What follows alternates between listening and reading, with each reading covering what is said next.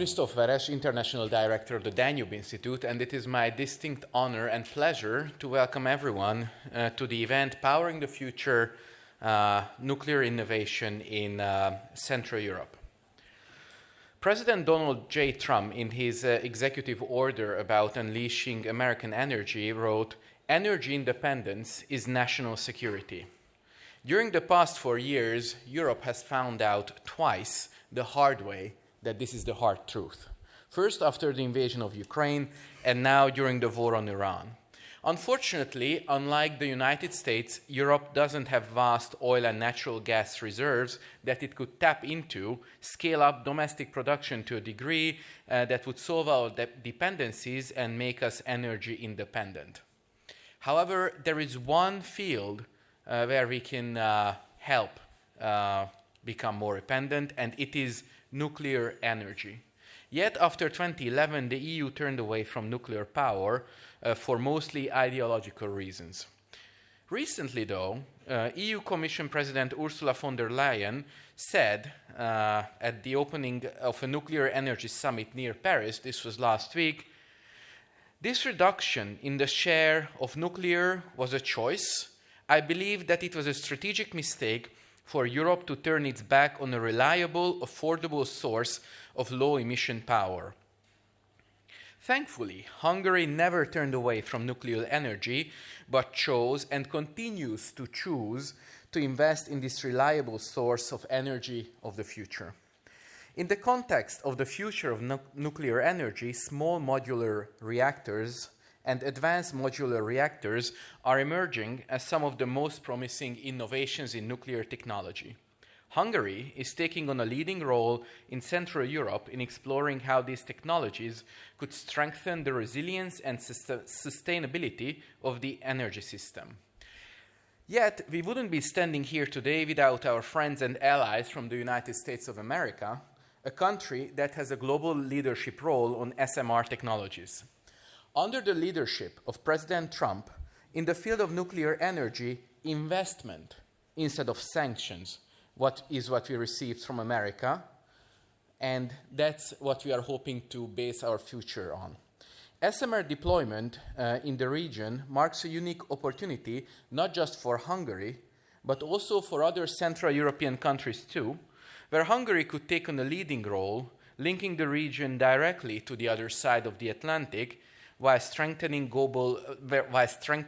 regional cooperation in Central Europe. This is what we are going to explore during this event. A special thanks goes to the United States Embassy and Chargée d'Affaires ad interim Caroline Savage for helping us with this event, as well as the Honorable David A. Wright, Commissioner of the U.S. Nuclear Regulatory Commission, and at last but not least, Csaba Gondola, State Secretary for Circular Economy and Climate Policy of the Hungarian Ministry of Energy. Thank you very much, everyone.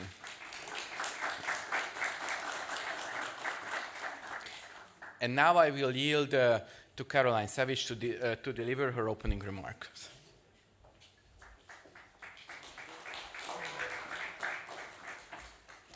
Jó estét kívánok! Good evening.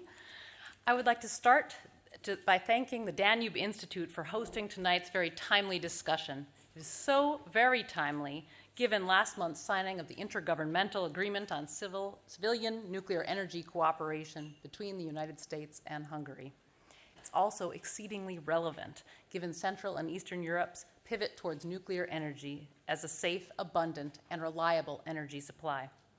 I would also like to thank Commissioner David Wright of the U.S. Nuclear Regulatory Commission, State Secretary Gondola, Ambassador Paolo Zampoli, and all the panelists for their participating in this important dialogue.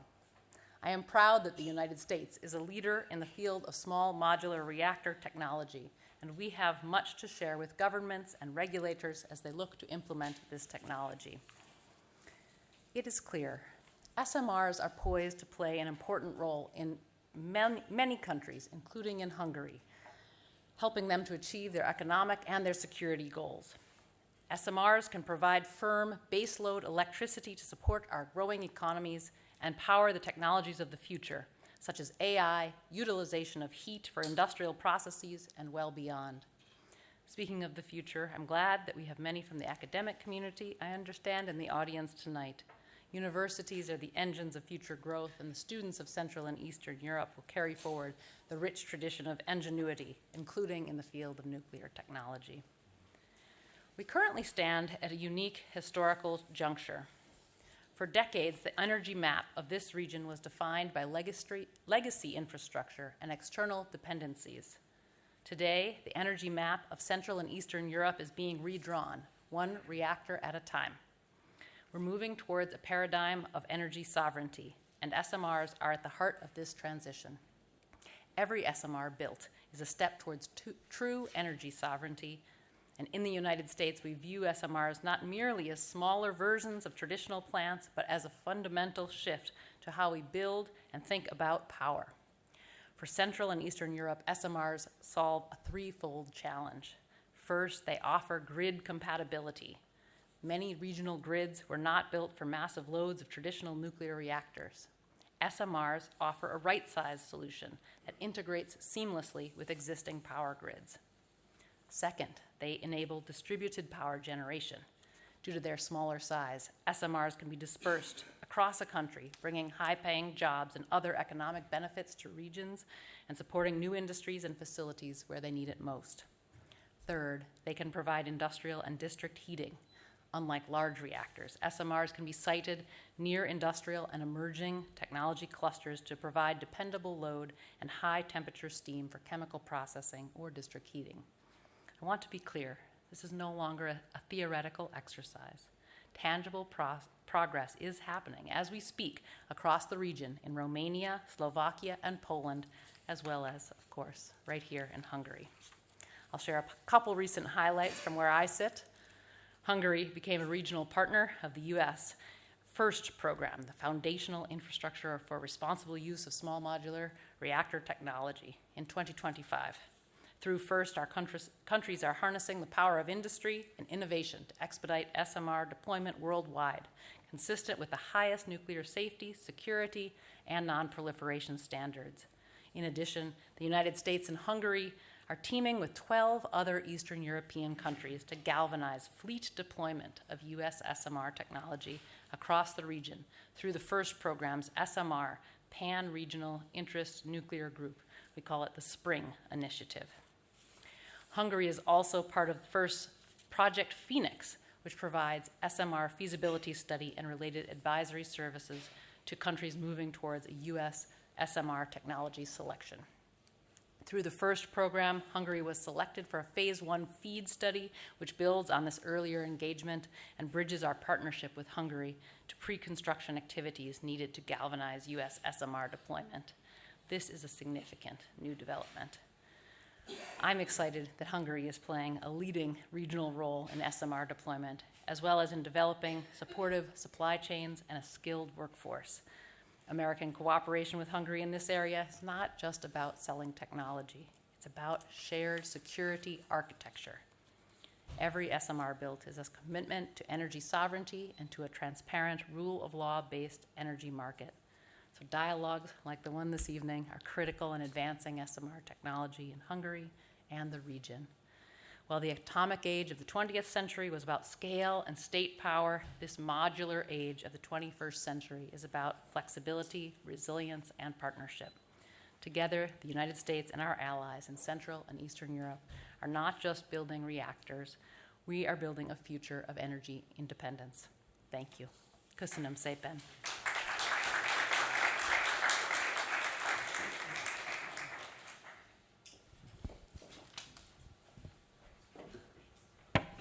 Thank you very much for the opening remarks. It is a distinct honor and privilege for me to moderate today's discussion and to welcome such a distinguished speakers in this panel.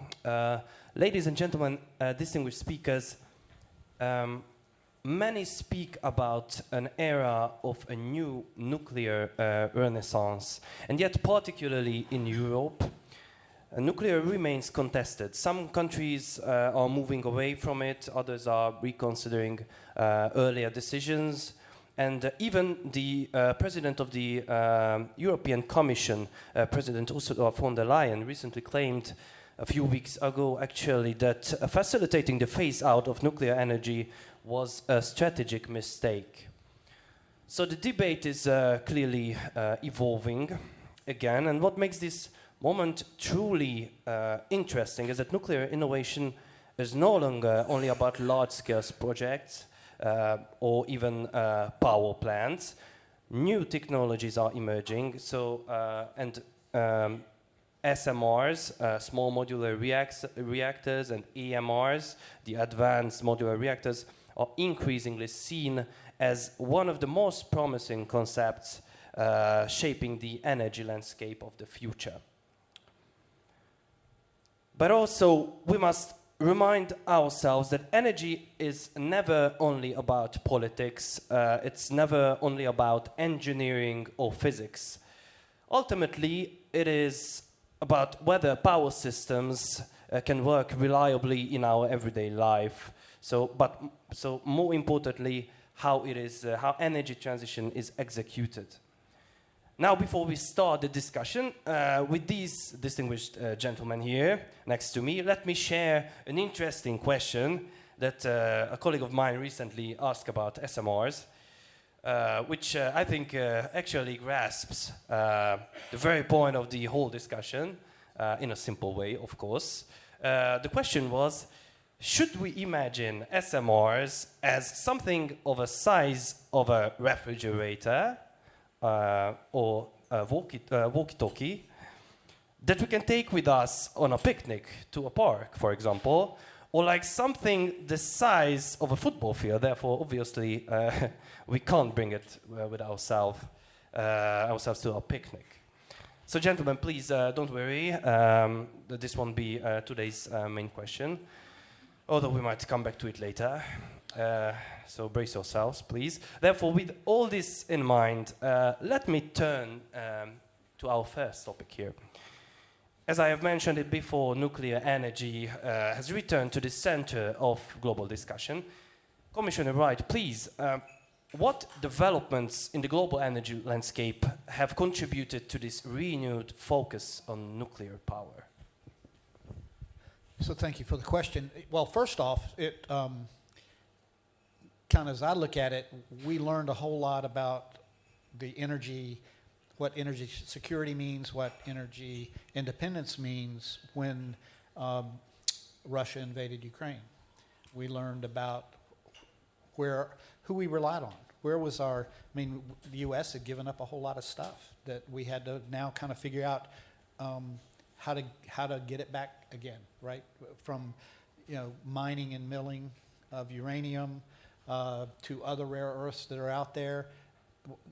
We needed to find those things. So I would say that started it. That's where we really got going. Now, SMRs had already been talked about, and nuclear in general, but one of the things that was a problem was nuclear wasn't classified as a green energy, but you've seen now the European countries have now made it a part of their taxonomy that they now classify it as clean and green. So it now applies, right? You're not going to meet your climate goals without it, because it is the biggest, it's the greenest, it's the most abundant, it's 24/7, 365. It does not fail in rain or shine or hurricanes or tornadoes. It's going to be ice storms. It's the one baseload power that continues to operate. So those are two big reasons right there. And in addition, we've got the AP1000 design in the United States, and it's proven. It's being proven not just in our country, but China builds them as well, and they're proven and they're very safe. So in a nutshell, and I don't want to dominate time, but those are some of the things right there, State Secretary Gondola, what do you think about this? Your Excellencies, thank you very much for inviting me and hosting this wonderful event. I think it's really timely and necessary. As it was mentioned already, I could just echo these developments we all aware of in the last couple of days, actually. Ursula von der Leyen, the commission, the head of the commission, just said last week that we made a strategic mistake. And it's an interesting fact that Chancellor Merz also said that it was a mistake, but with a disclaimer that there is no way back for the Germans, which is significant, and it's really important for the whole region from our perspective as well. But still, it's a shift of paradigm that is going on in the European Union. And we are talking about nuclear renaissance for many years, actually, at least for 4, 5, 6 years, and SMR is really at the beginning of this conversation. But nuclear or industrialization in that sense was already on the table, and there were good arguments made by leaders. We would thought that they would never go back to nuclear. So that's nothing really new on the table. The way the European institutions and the Commission acts and articulates its position, that's what's really new. Hungary has been absolutely supporter of the nuclear energy. We've been dealing it for more than 4 decades now. We think it's reliable. As you said, it's producing the energy what we need, linear. It's easy to produce. It's really a good technology what we believe in. And in the last couple of years, I would say 5 to 6, 7 years, we decided to put our energy strategy in 2 pillars. That is nuclear, of course, and the expansion of nuclear capacities, and renewables, and typically solar in case of Hungary because of the geographical determinations we have. It makes sense for us to produce solar, not other type of renewables. We understand the need for renewables. We try to keep up with the ambitious or aggressive targets of the European Union in terms of climate policy, although we do not necessarily agree with many of the elements. But in that sense, we do a lot to decarbonize our actually heavy energy-dependent economy. So nuclear and solar goes well in Hungary. We put a lot of emphasis on that 2 types of electricity production. And it's not just because climate policy, obviously, but it's energy security that is really a foundation of that type of policy we pursue. We see that there is an electrification trend, not just throughout Hungary, but throughout the whole continent. Then we're going to need more electricity. And currently, we are lacking cheap, reliable, and always available electricity, not in the region, but in the whole European Union as well. So we need cheap, reliable producing capacity that are coming from reliable partners. So I think that's the starting point we are right at. Thank you, State Secretary. So I'm just wondering if nuclear energy is returning to the strategic agenda, then one of the most discussed drivers of this shift is technological innovation, and it was mentioned also. And in particular, they also mentioned the emergence of SMRs. So from a practical perspective, what distinguishes SMR technologies from traditional nuclear projects in terms of their potential role in future energy systems? State Secretary Gondola, may I ask you to begin, please? Absolutely. So SMR, as you might know, is a small modular reactor. It considering like from 10 megawatts up to 470 megawatts, I would say, but there is no such a clear definition, but typically that's what we call SMR.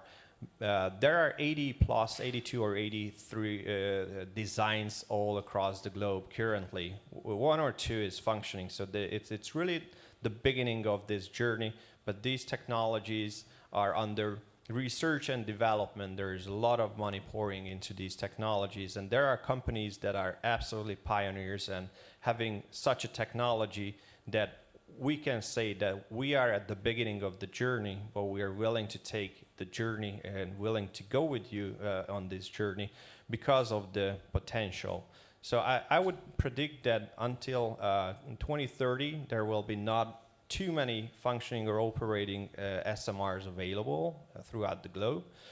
But what we see that many of our neighboring countries in the region are conducting MOUs, partnering up with companies all across the globe. There are South Koreans, of course. There are from the UK. There are significant American investors and partners in that sense. So everybody is looking for reliable partners. Everybody is looking for the best technology that fits the most for its economy and the structure of the ecosystem it has. Of course, SMRs having the advantage that the modularity, it comes with cheaper installation fees and more flexibility and utilization. So we are at the beginning, but we are looking forward to join together with companies that we are working for, or we are working with, and we're trying to bring these technologies in the European Union, being a reliable partner to those companies as well who are pioneering this technology. Commissioner Wright, please. Well, I mean, it's a good question because there's a lot of meat that can go on, you can put on this bone. First off, because they're smaller, than the big technologies, they are going to be cheaper. Not as small as a walkie-talkie, right? Yeah, well, they could be. You don't know. Some of these things are really small. You've got them on submarines now. So they're scalable, right? And by that I mean because they're cheaper, they're less costly to really get into. If you can't afford to put in an AP1000, for example, you can put in 2 or 3 or 4 of these different units, smaller reactors, and you can put them in one at a time over a period of years to grow as you grow, right? So you don't have to put out all this money right on the front end. That means your siting requirements are going to be probably more flexible. You're not going to need as much land mass for a small modular reactor than you would elsewhere, which means your emergency planning zone is going to be smaller as well. Right down to the fence line of the site of where the plant's located. So, those are big attributes to a small modular reactor, right? And on top of that, they are inherently safer, right? So.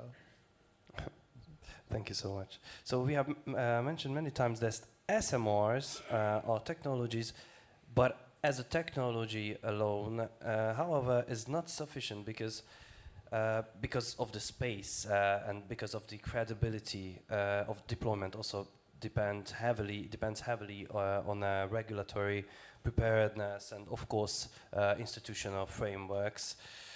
So the United States has taken an important role not only in development of SMR technologies, but also in establishing regulatory frameworks for advanced nuclear systems.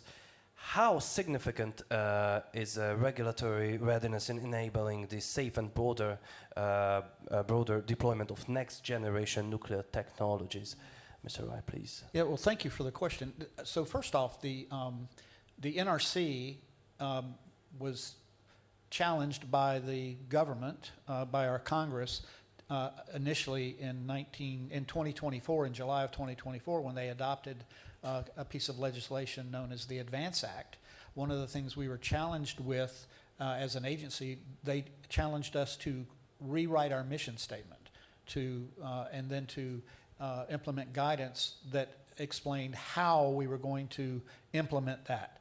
And the change for us, actually, we added the words to our mission statement that we will enable the safe and secure use and deployment of nuclear technologies and radioactive materials. So we now are an agency that is focused on enabling, leaning in to help these smaller technologies, these advanced technologies, these larger designs, even microreactors, to get through the licensing progress if they meet the test, because safety is our North Star. Safety is, I'm a baseball man back in the States. That's our strike zone over home plate. And we have to stay true to that, which we will.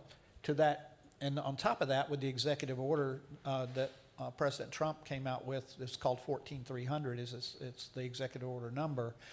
We were actually challenged to go even further than the Advance Act, right? So they wanted us to take a wholesale look at our rules and regulations that we operate by, and we were already working on rulemakings for what we, in our code, 10 CFR Part 50 and 52, to make changes there. That's on the combined license for big plants. And our smaller reactors are coming in under that now with exemptions, but that we were developing Part 53, which is for all the advanced reactors, SMRs, the various pathways that they can use to get a licensing framework done. And it's on them to prove it, not on us to tell them that it's wrong. They got to prove their technology. And then we've got another Part 57, that is there for microreactors as well. And then emergency preparedness, I want to say it's 160 is the number. So, and that's about emergency preparedness, and that's a big issue as well. So we are leaning in to make sure that we are as current as we can be, and if we set the standard, because we are viewed as the gold standard around the world, then the other countries are going to emulate what we do, and we're going to help them. Thank you, Commissioner. State Secretary, please. May I ask for your thought? As it was mentioned by you, safety first, absolutely. When you're seeking for energy independence or energy sovereignty, then it naturally comes together. If you talk about nuclear, that's safety first.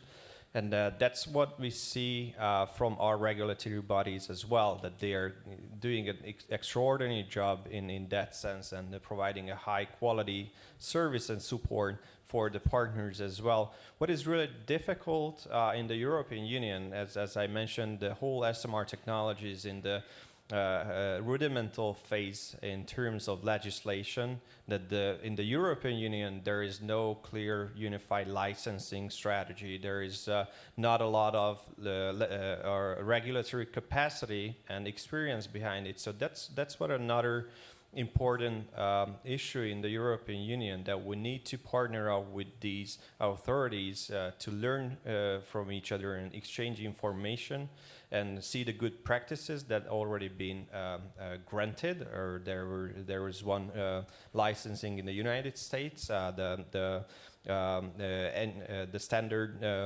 approval for one type of and one NuScale, absolutely, that is coming from the NuScale. So there is a progress is going on, but we need to learn from each other a lot, and that's what it's been mentioned, that there are programs for that. We were a staunch supporter of being a participant from the Hungarian side of this spring program, and we are really keen on learning and do a lot of site visits that is also helping us to see that what we need to do from our regulatory and legislative perspective without solid European Union legislative framework. But as the Ursula von der Leyen just announced, that strategy that is typically coming from some sort of political realization, it must follow with actions that we need to provide financial background for SMRs, we need to provide assistance for research and development, and we need to form regulatory frameworks as well that is providing the highest safety standards that is possible, and we need to do it fast, much faster than we would do in the European Union with other topics. This is not tonight's topic to talk about the regulatory attitudes and habits of the European Union, but this is a race. This is a race of the next couple of years, and in the European Union, when some big piece of legislation, it takes 10 years to get in effect, then that won't help a lot for us in terms of SMRs. So what we see now, that member states individually are those currently who are pushing for this technology. to the deployment of these technologies. And the European Union absolutely need to catch up with that speed because, of course, there are treaties that are bounding all the member states, Euratom and many other regulatory burdens and frameworks. So that's what we need to do in the first hand and very quick. I just want to add a little to what he's been saying here, and from the NRC side of things, we again are leaning in to help. We work with different countries already through agreements that are between the NRC and that country, that regulatory body. Just like, I mean, Hungary is one. I'm meeting with them tomorrow at POX. So, and I met with her last week in Washington. So. We're working it, and we're going to share that information on how to set up review panels and how to set up your licensing framework, and so it's important. And I think you recognize that. And time is of the essence. We do not have 20 years. You know, we don't really have 10 years. So we've got to get moving on it today because one, your country needs it. Other countries in the European Union need it, and the United States needs it. So we've got to, time is now, right? Meet the moment. Right.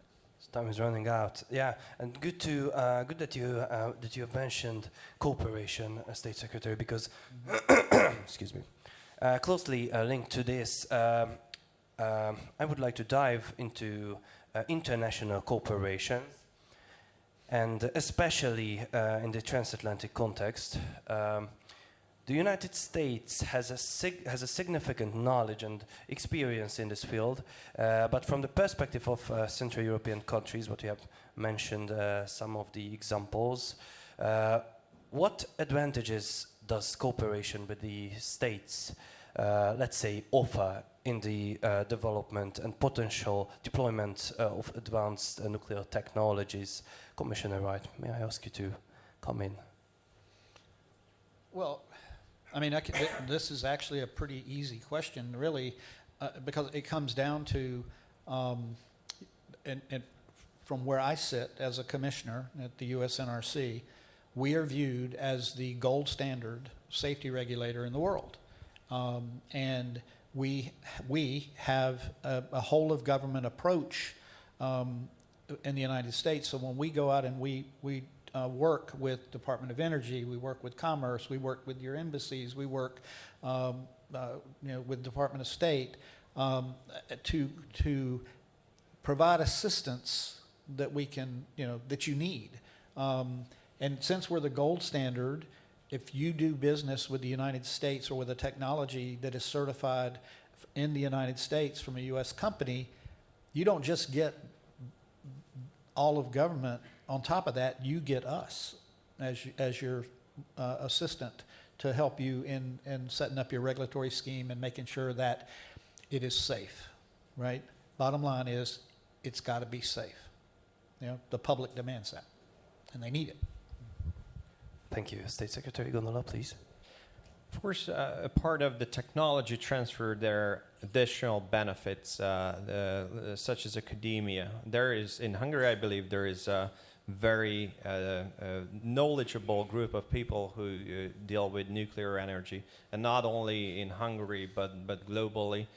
We are really proud of them, and they are driving us back to the track where we believe in. When a couple of years ago, 10 years ago, nuclear was kind of bad word in Hungary too. That they always held some seminars. They were lecturing us. They were tutoring us that we don't worry, we will come back, and please do not fall for the political or ideological sirens. What we've been told.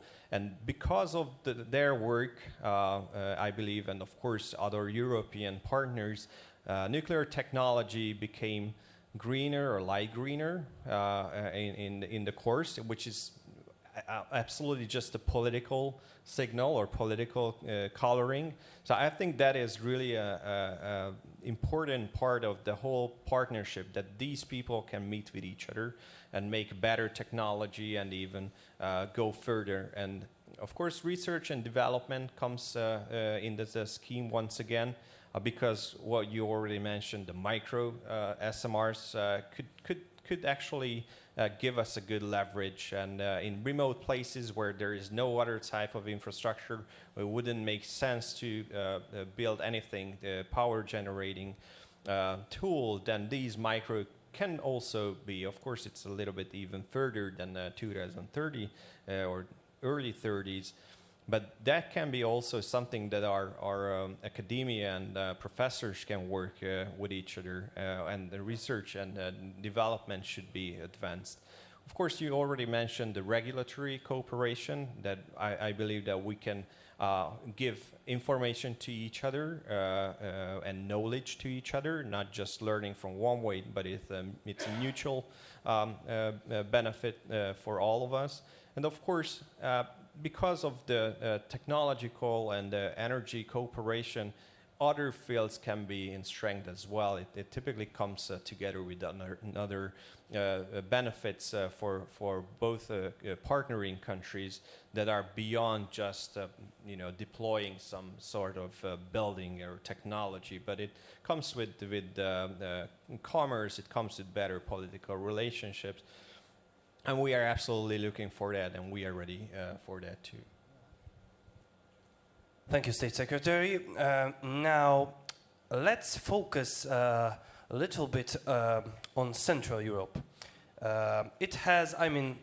Central Europe has a long-standing tradition of nuclear energy, as we have mentioned, and several countries in this region are now exploring SMR technologies. In your view, what role could Central Europe play in the evolving global landscape of advanced nuclear technologies, especially SMRs? State Secretary, may I ask you to give us a point of view from Central European perspective, please? Our region consists of smaller countries, as you all know, smaller markets. Maybe if you consider Poland, that's obviously a bigger one. But it's different regulators, different legislators, different maybe interest in that sense. But what we see that from the Balkans all the way up to the Baltic states, everybody is pursuing some sort of relationship with different countries and companies in terms of SMRs.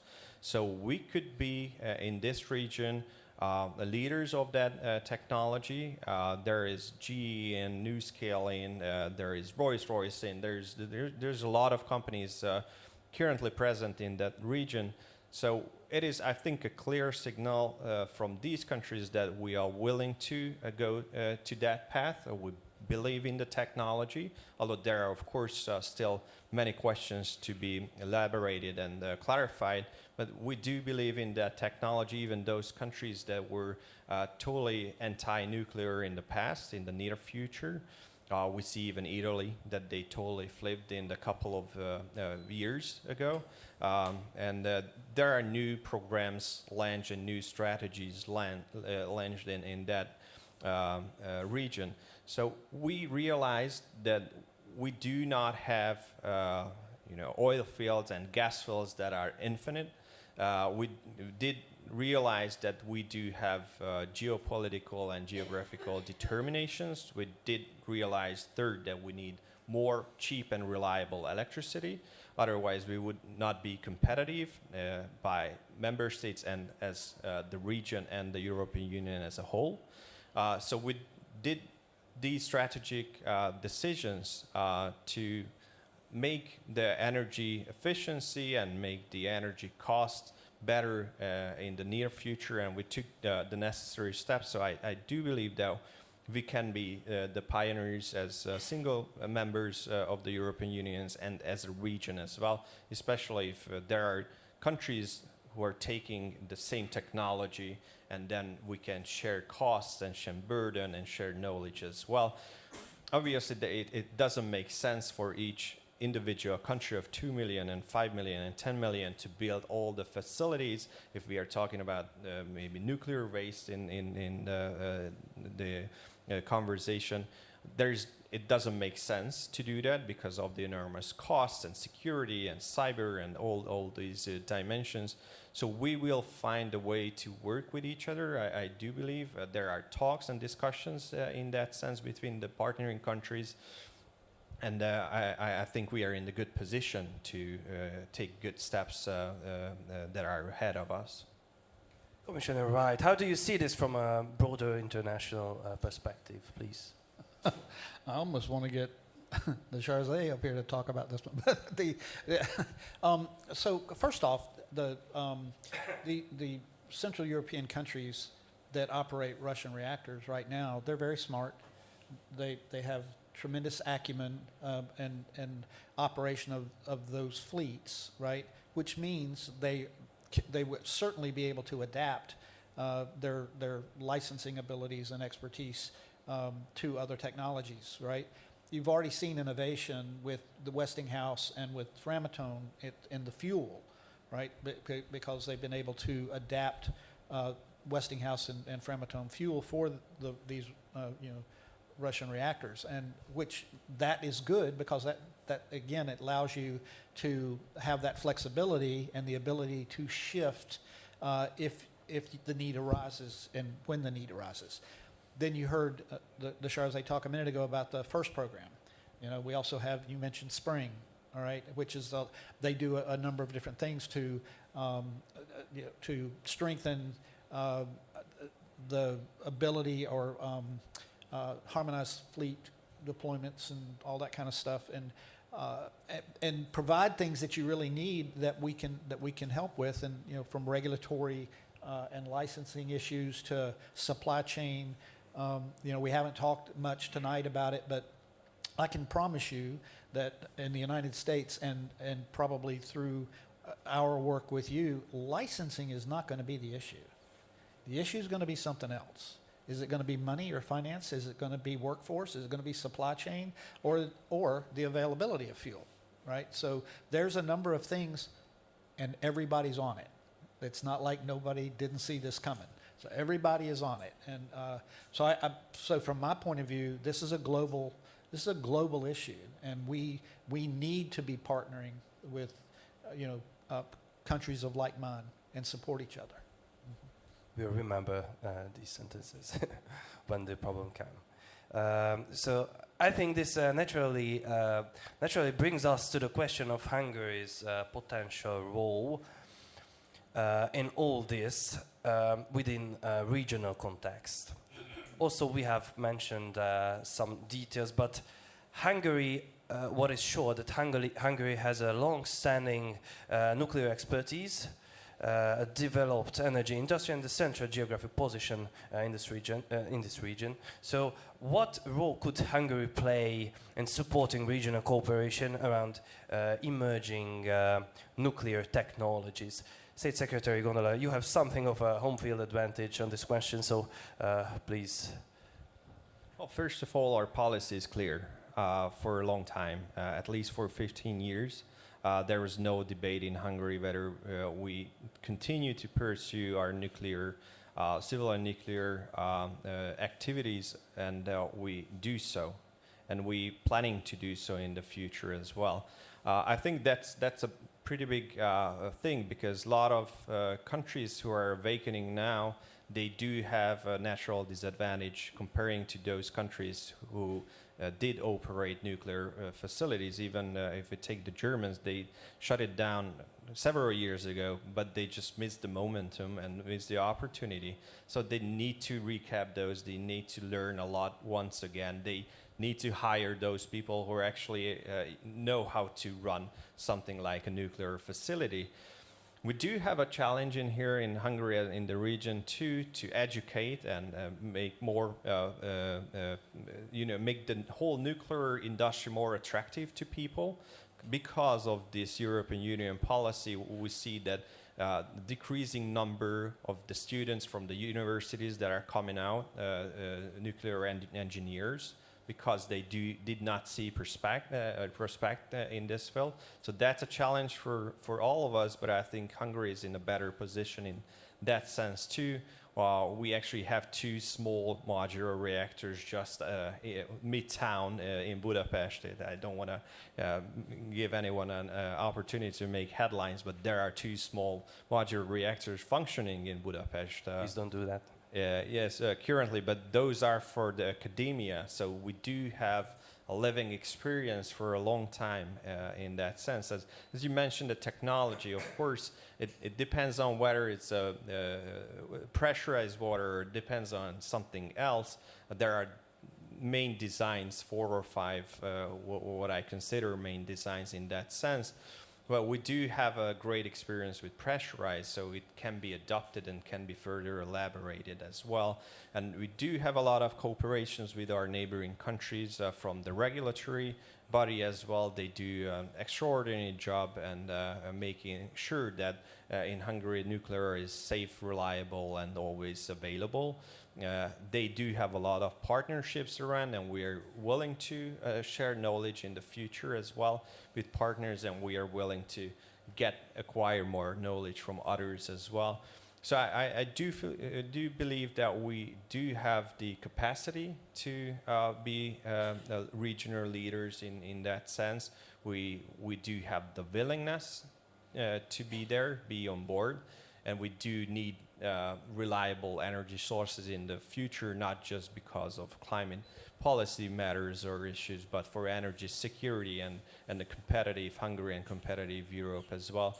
So I think that's what Hungary can add to the scheme: knowledge, experience, and stable political environment. I think these might sound softer elements, but it all comes down to these in the end. Commissioner Wright, how do you see this position of Hungary? Well, first you got to get out of your silo, all right? And by that I mean you've got to communicate with others, right? And I think it's important, just looking at it from our perspective of enabling the safe use and deployment, keeping safety as that North Star.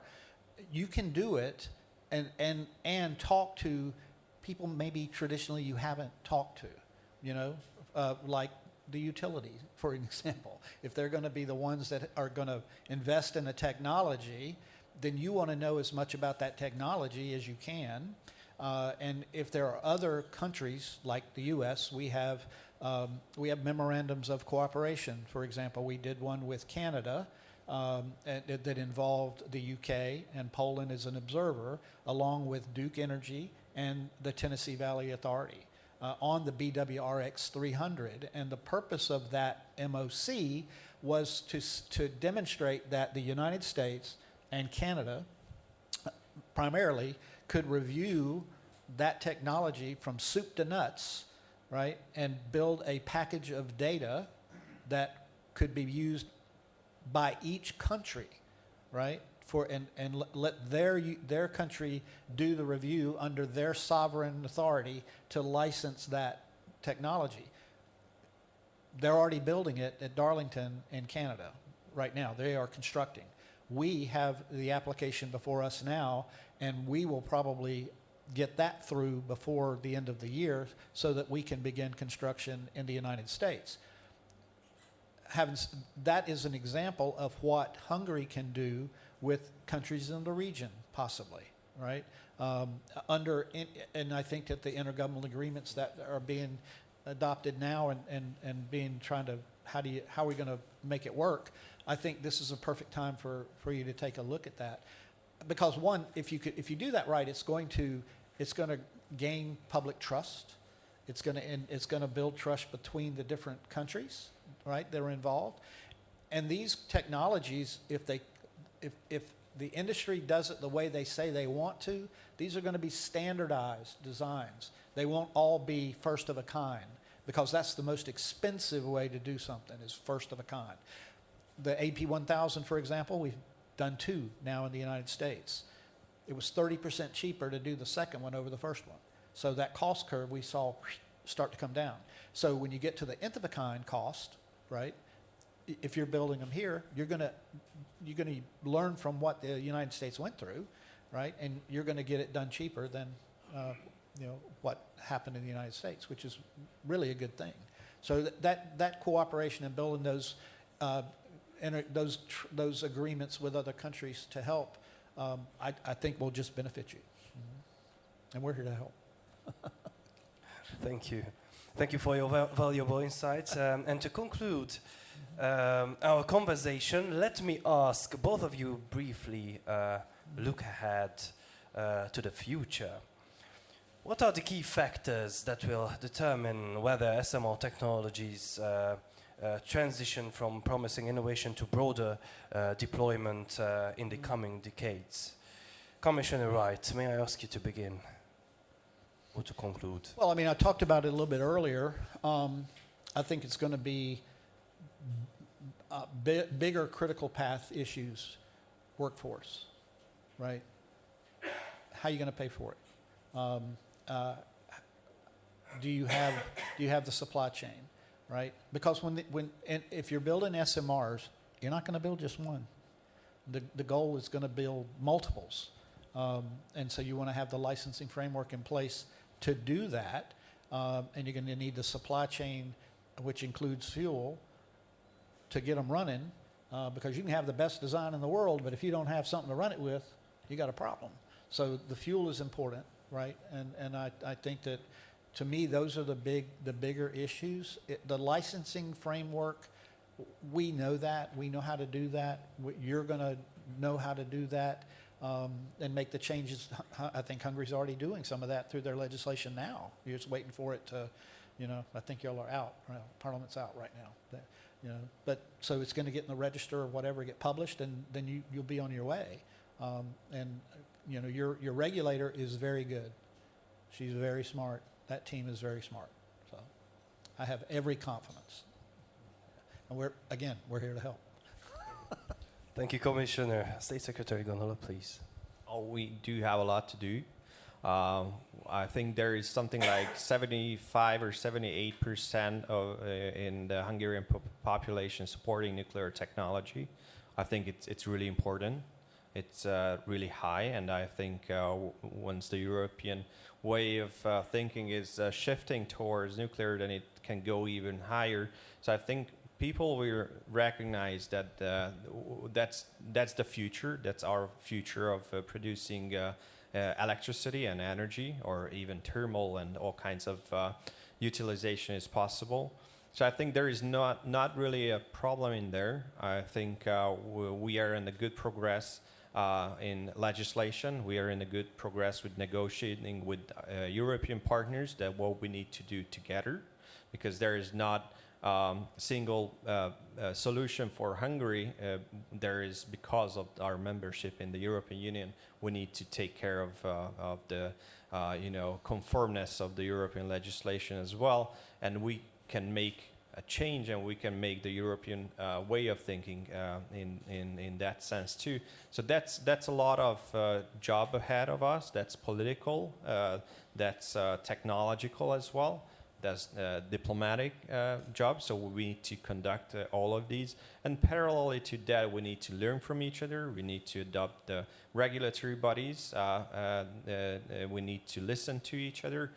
And we actually can already think about siting and all those technical issues that are really important in order to deploy such technology, because it's been rightfully mentioned many times that safety is first in that sense. So when we look for a siting, then all kinds of considerations needs to be taken, and it's a time-consuming factor. So we need to act in that sense as quick as possible and collect all the data and knowledge what we have. So I think there's a lot to do in all spectrum, in all fields, but I think we are ready for that, and we are actually doing that, which is great. And I think by the mid-30s, I'm hoping that our electricity generation will be more balanced in Hungary. We're looking for that type of future that will bring down the cost of energy, grants us competitiveness in the region, and bringing us back on board once again, so we are not suffering from this type of green dependence, what we do right now, but we kind of try to resume to the energy dominance or project dominance, what is executed in the United States now. We lost the momentum for a couple of years or maybe a decade, but I think we are back. That's good. Thank you so much, gentlemen. Thank you both for the valuable insights, the experience that you brought to the table, and of course the professionalism. For the audience, please forgive my blues voice also. So I think this discussion has gathered and shown how nuclear innovation, regulatory cooperation, and strategic partnerships are becoming increasingly intertwined in shaping the future of energy systems. Soon we will now continue with the expert panel discussion, where we will turn to the more practical dimensions of SMR deployment. So, gentlemen, thank you again. And after, of course, a short transition, Commissioner Wright will be moderating our next expert panel, which features an exceptional group of specialists here who have joined us today. So thank you for your attention, and please don't go anywhere.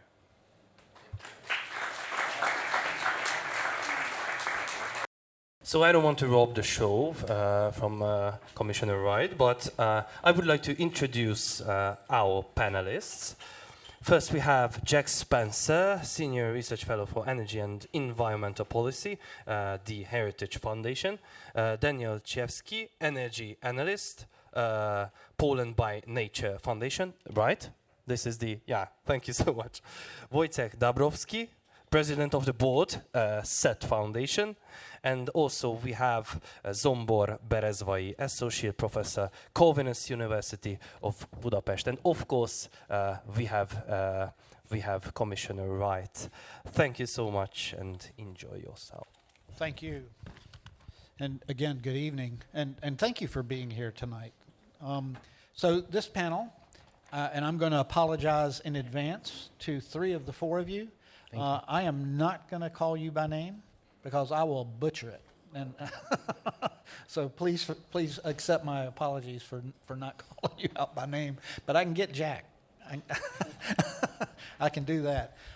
So we're going to have some fun. I'm going to ask us some questions, and I'm going to let each of you, respond. We'll go this way to start, come back that way, and just keep moving. Is that okay with y'all? You're good? All right. So this is the opening round. And it's kind of like the global SMR landscape is kind of how we'll phrase it.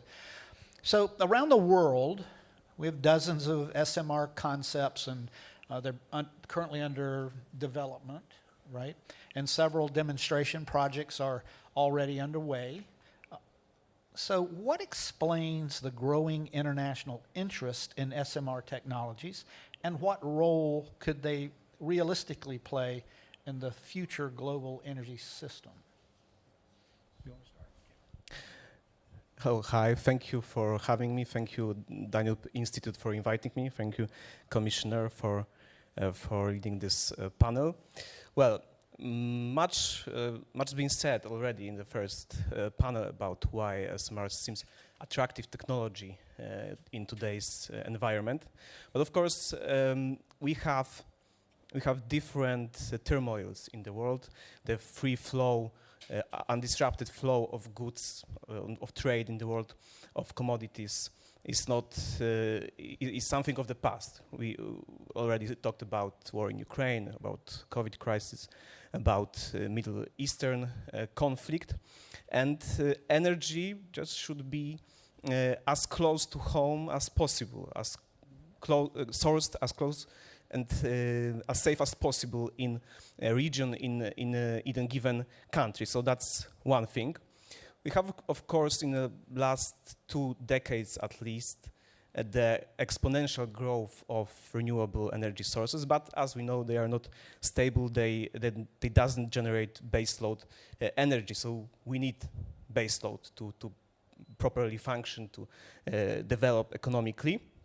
And of course, the nuclear renaissance. I think the industry was looking for ways to create nuclear renaissance, and SMRs may be the way to do that. They are more flexible, faster, perfect for industry and so on.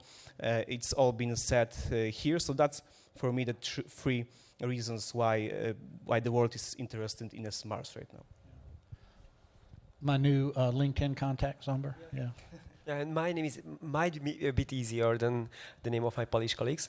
So thank you for having me. And so actually, I think that if you think on what's the potential problem with a nuclear power plant, that on one hand, it is very expensive to build. On the other hand, it has a very long time to build it, and there are huge delays in building a nuclear power plant, and this can also increase the cost. And in the meantime, political and societal attitudes can also change. So it happened sometimes in Europe that they built a nuclear power plant, and when it was ready, political or the societal and political climate was against nuclear energy. So it basically means, and going back to what you said, so it is very difficult to find financing for a nuclear power plant under such conditions. And I think that SMR is basically the best answer to that. So if you have this modularity in a reactor, so it is not only a small reactor, but it is a reactor that is made up from modular elements, so it is much faster to build whenever the technology is available, and it is much less costly therefore to build, because there is no need to customize it to the given setting, especially if the regulatory framework and environment allows it, and I will go back to that at a later question. So I think that SMR is the technology that can effectively respond to these challenges that we currently have with the large nuclear reactors, and I think this is the reason why it seems to be a promising technology, that it is more bankable, it promises to build a power plant in a much faster and much shorter time frame, and also you can avoid the kind of delays you have, and it can also increase competition in that way, because it is not that, okay, you have a huge project that takes years to build, and then of course there is a limited competition after the project is solved.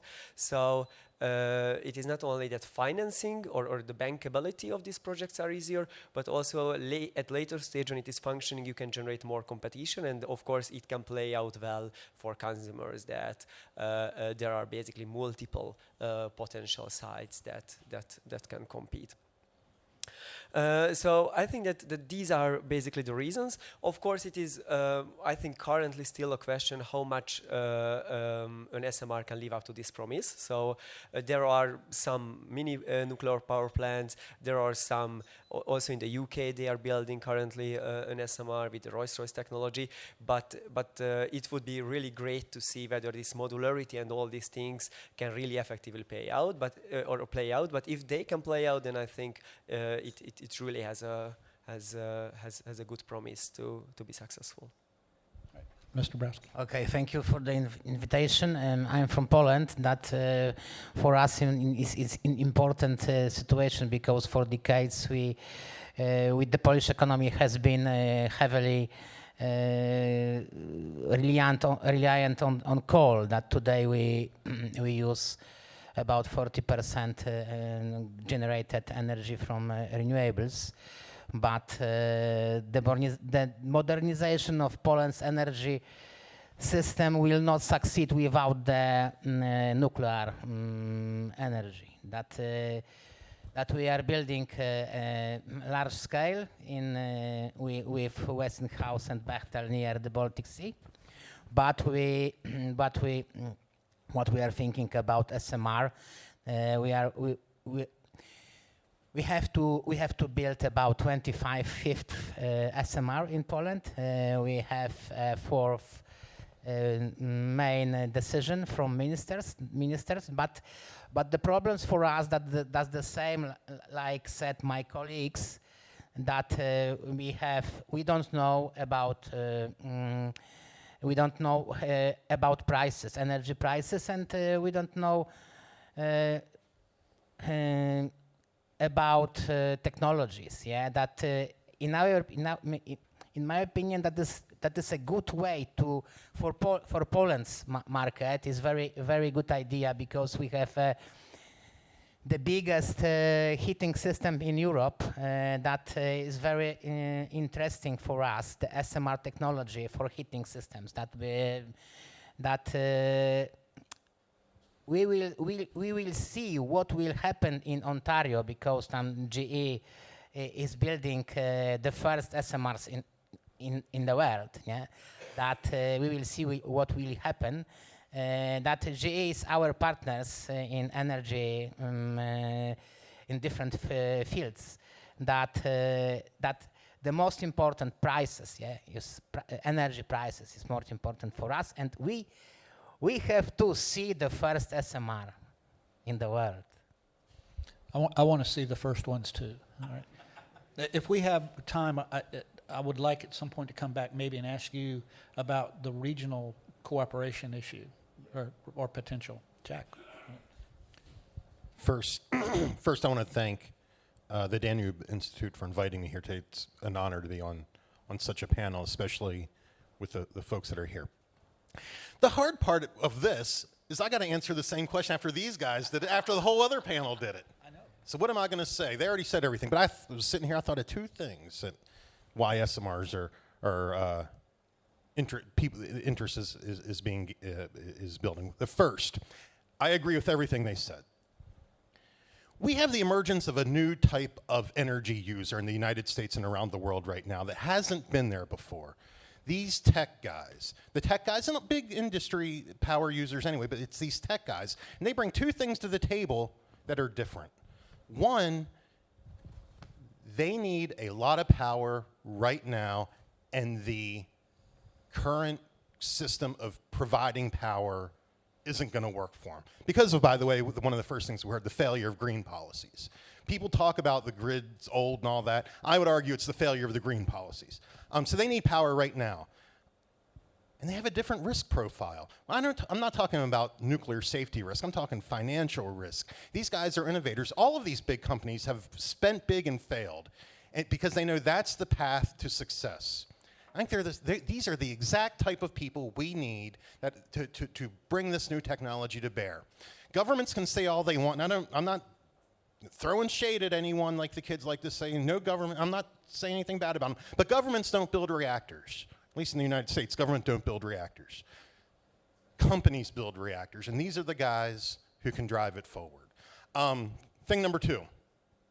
The United States, nuclear renaissance is nothing new. We had a nuclear renaissance that also failed. That was instigated by regulatory reform.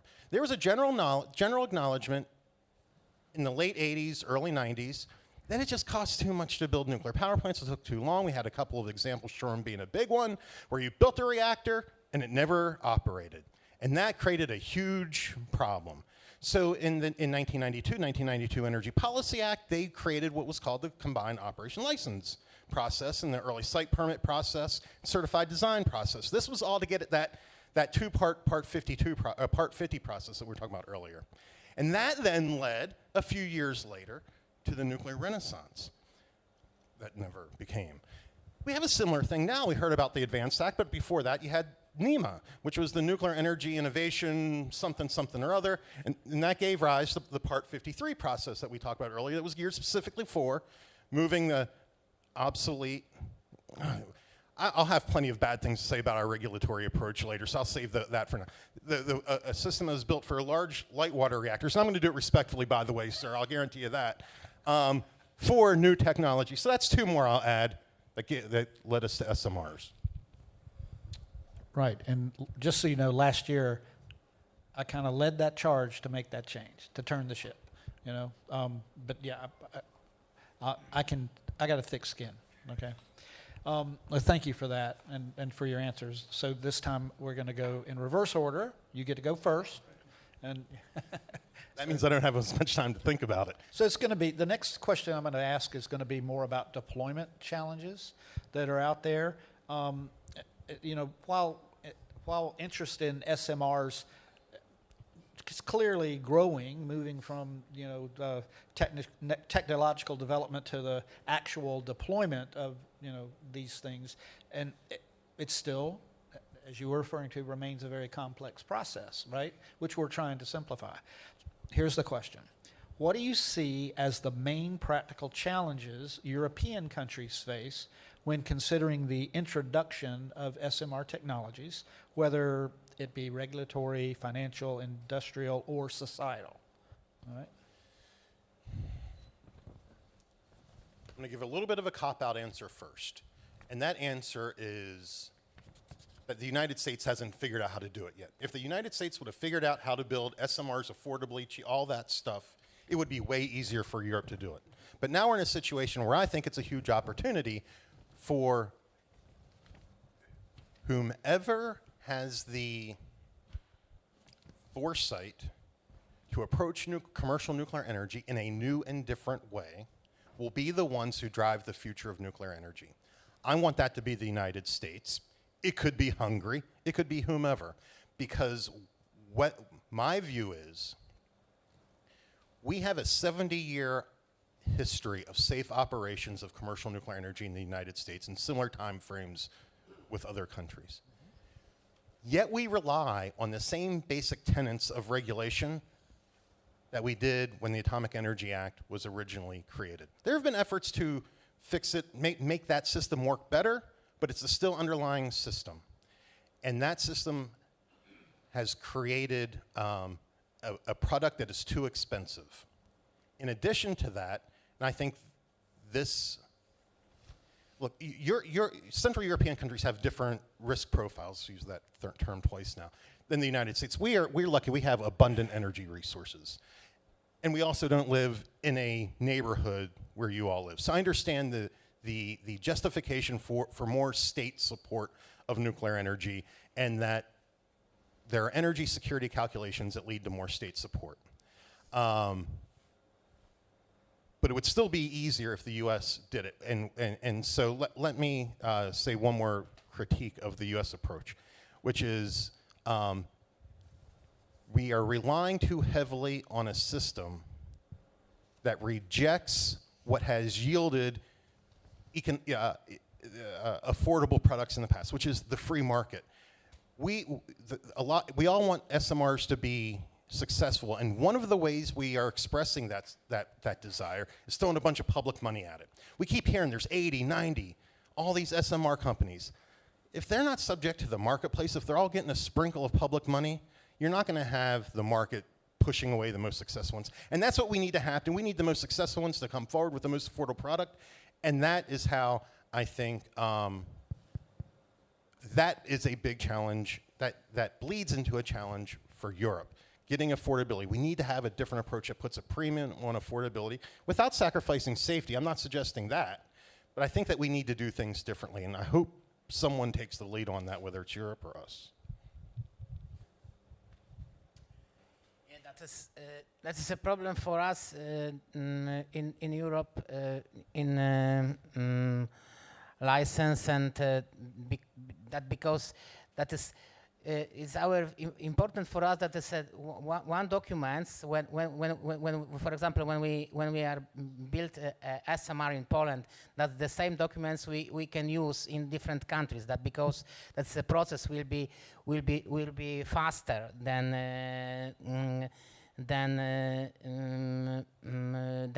now, because in Poland we need to license and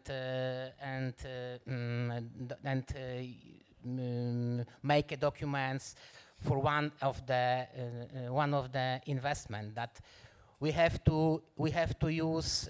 For example, that is in Hungary, the companies want to build a SMR that we have to use these documents in Poland. Maybe that is a way will be shortly than today. That is important for us. Legislation is needed shortly than today. Yeah. Before you answer, because you might want to address this in your answer, the next two gentlemen. So this is maybe a time to ask about the regional cooperation potentially, right? That what the benefits, because you were talking about, the differences that exist in, Polish law versus what might be Hungarian law, what might be different in Slovenia or something like that, right? So that's the problem today. Yeah, so in Europe, that is in United States or Great Britain, we have a different situation. right. So and not that we are the ones that could broker or a deal or whatever, but I think it's something that if you're going to there are up to 60 designs that are out there in the United States, and that not all of them have engaged us yet, but you're not going to build 60 different designs. In the end, it's going to be just, it might be a handful, maybe 10, because as Jack was saying, the first one out, that's market share. So, is there a way that there can be some regional compacts made?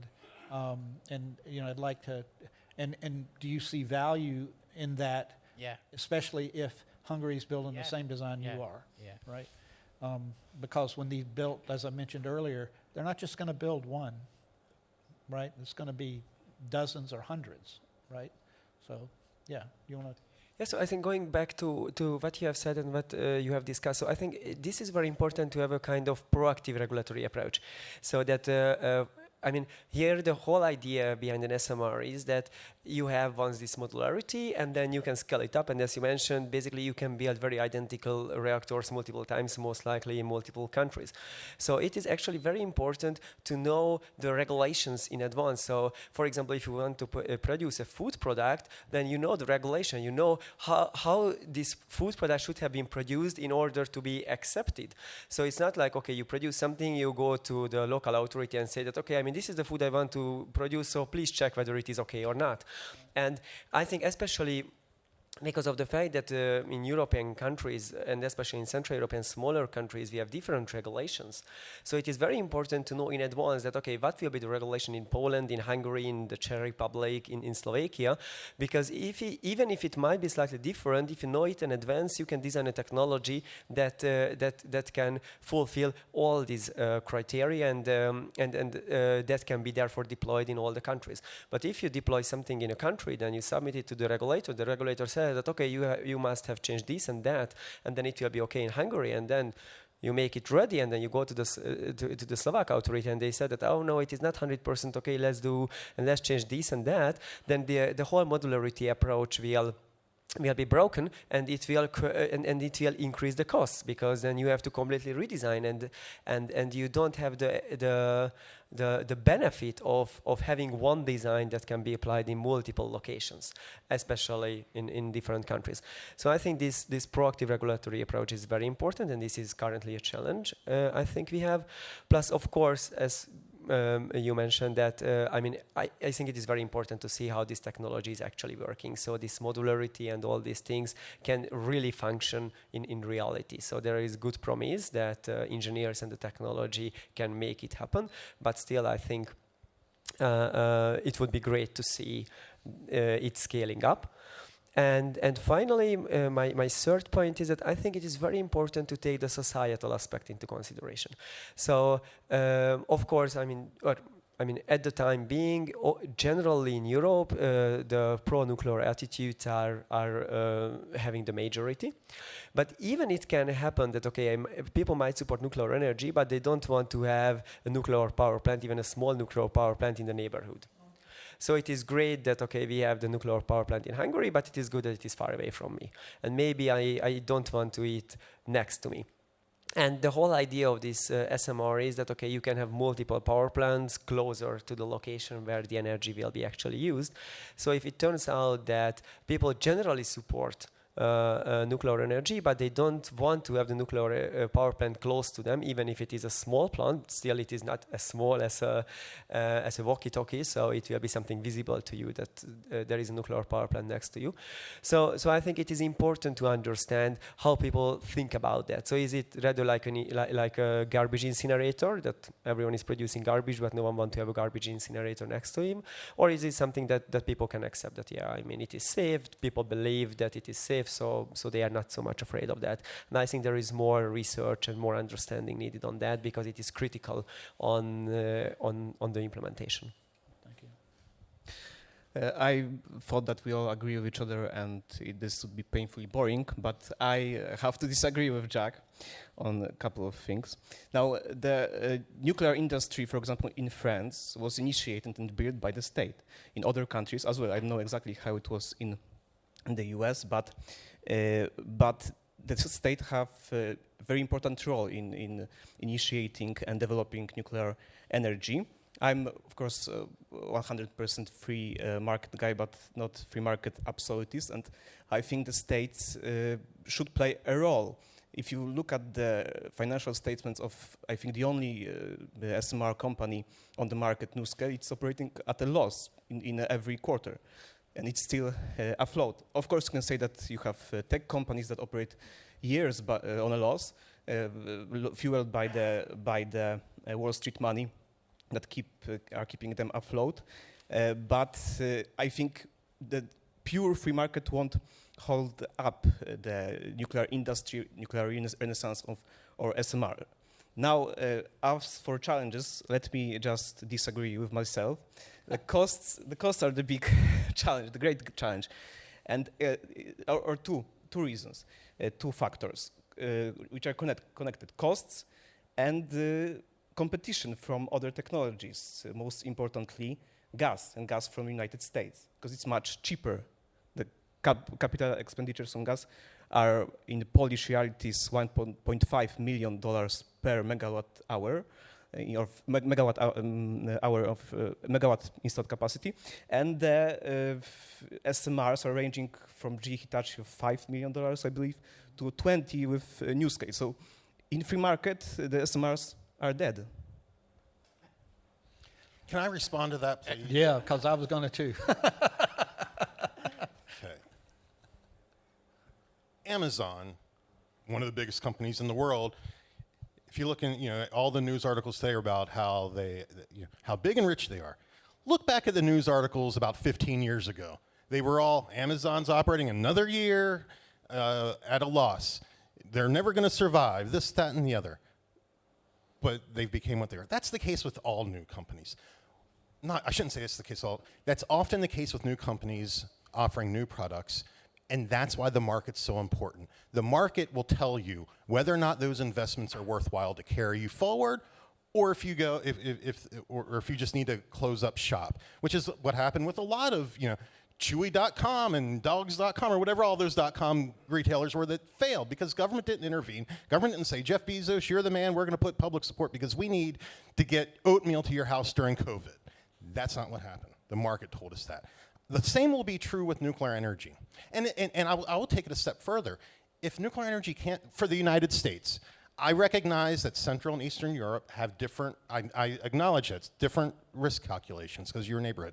In the United States, if we can't build nuclear power plants competitively, then we shouldn't build them. Now, I think we will. But if we can't, I don't want to build nuclear power because I'm the United States and it's cool. I want to build it because it supplies affordable, safe energy for American families and businesses. That's the only reason for it. All this other stuff, at the end of the day, doesn't matter. What matters is affordable, reliable energy for American families and businesses. And that's why that was how I answered the Central and Eastern European question. Because if the United States can crack that nut, if U.S. industry can crack that nut, then that makes it way easier to build them here, because you won't have to deal with those affordability issues. Yeah, that's very good.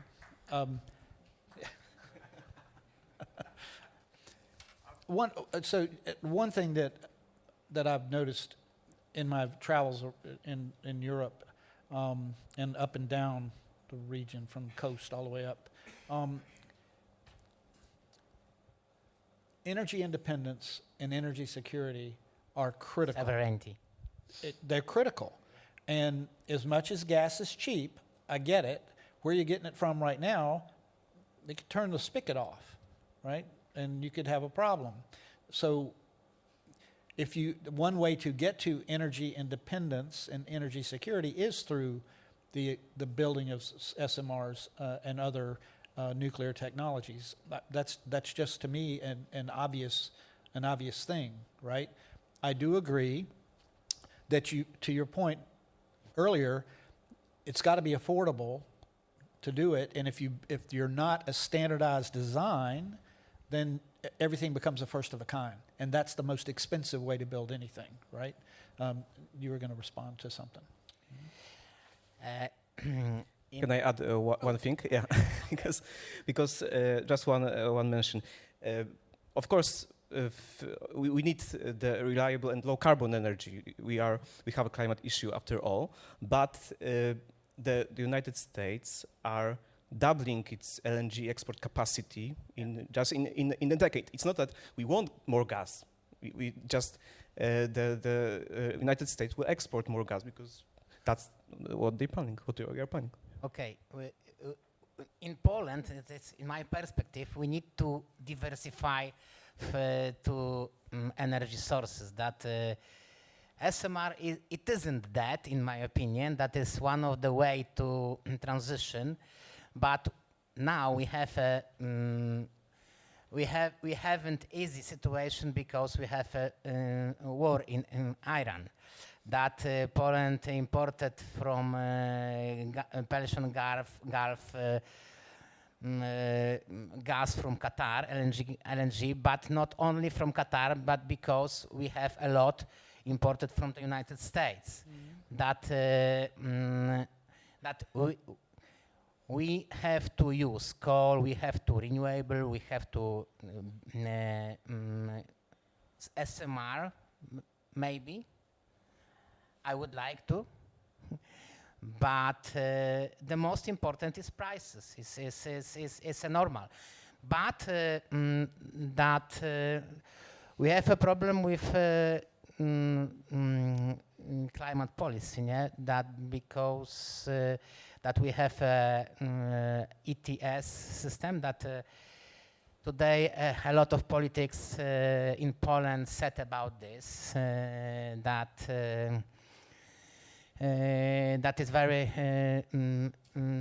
is very big problem for us because we have 40% generated from coals in Poland. That, for example, 1 month ago, when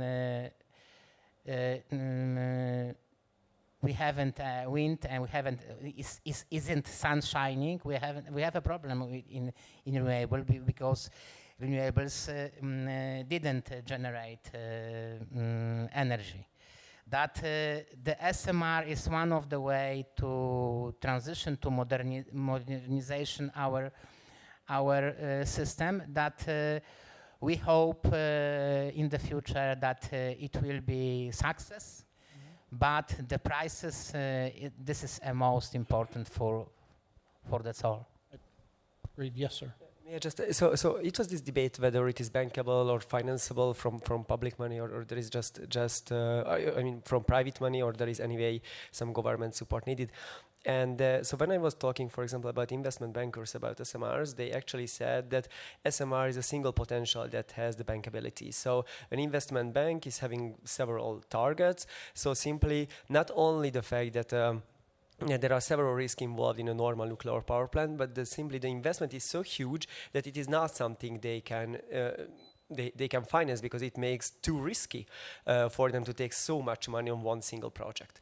And SMR, since they require much smaller investment, it is something that they can potentially finance. So I think there is more opportunity to get financing.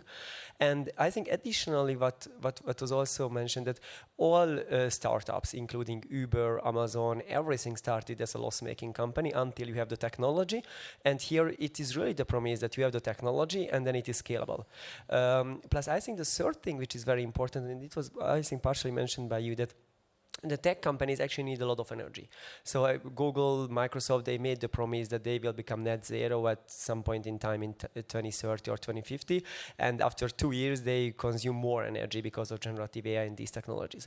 And I think it was Microsoft who was thinking on, I'm not sure what is the current state of that, to reopen the 3 Mile Island nuclear power plant because they need so much energy to fuel their data centers.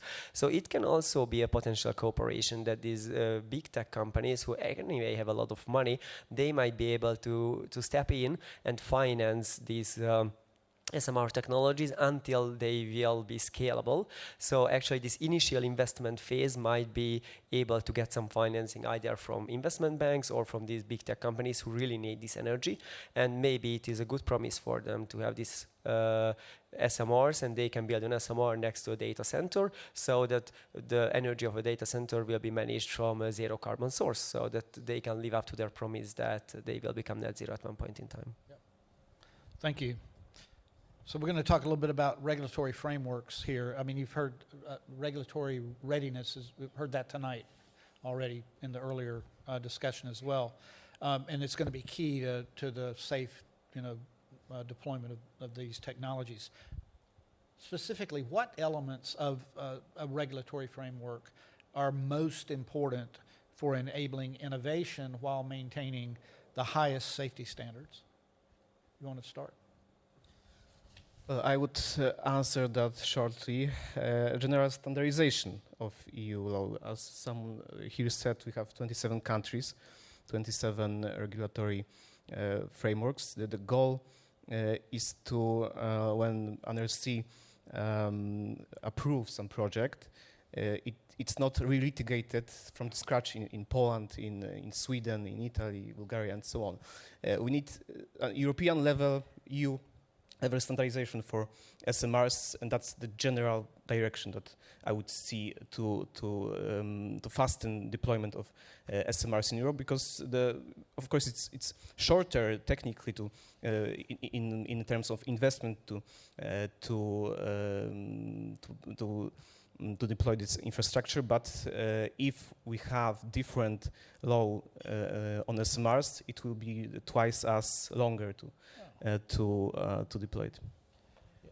So to your point, and then you can continue on this. From where I sit as a commissioner at the NRC, I'm a believer that a design certification of a technology from the NRC makes it very attractive to investors all over the world for that technology. And right now we have the AP1000 that's got certification, and you've got the new scale design that's got certification. You will have the BWRX 300 coming pretty soon by the end of the year. So there will be technologies to do what you're saying, and hopefully working with us in the United States, if that's the technology that is chosen, I think you can simplify the reviews. Yeah. So I think, so I reiterate what I said before. So I think this proactive regulatory approach is very important, and so I think somehow a change in the mindset of the regulator, because I think currently it is very difficult to find two nuclear power plants that are exactly the same. So there is always some customization, some localization, and especially like in Hungary, we have built a nuclear power plant long time ago in the socialist era, and we are building one now. So the regulator get used to that. Okay, there is a huge project, so let's get into the detail how this project is working, and then do the regulation that is also customized to that given project. An SMR can be good if there is a regulatory approach, like for a food, that, okay, this is the regulation is not changing from one year to another, from one administration to another, and then companies can create and develop the technology that can fulfill this regulation, and then they can sell it everywhere.